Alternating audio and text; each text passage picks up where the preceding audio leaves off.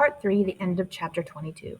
I spent most of the night wide awake staring at the ceiling. Melissa's parents meant every word they said. I knew that. They wanted me to stay, and it made sense in a fairy tale sort of way. They would take me into their magic house and make me part of their magic family. I could go to college, maybe become a lawyer, be like a third son to them. They would give me Thanksgivings and Christmases and birthdays, and they would even notice all that they were they wouldn't even notice all they were giving me. It was just the way they lived. But that was what stopped me.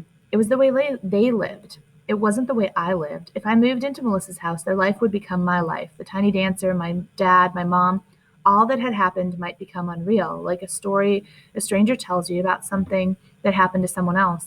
But it hadn't happened to someone else. It had happened to me. It was my life, both good and bad, and nothing was going to take that away from me.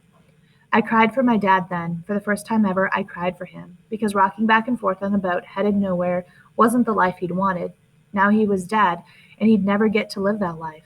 I don't know whether the drinking took it from him or whether he drank because his life had gotten away from him. I'll just never know.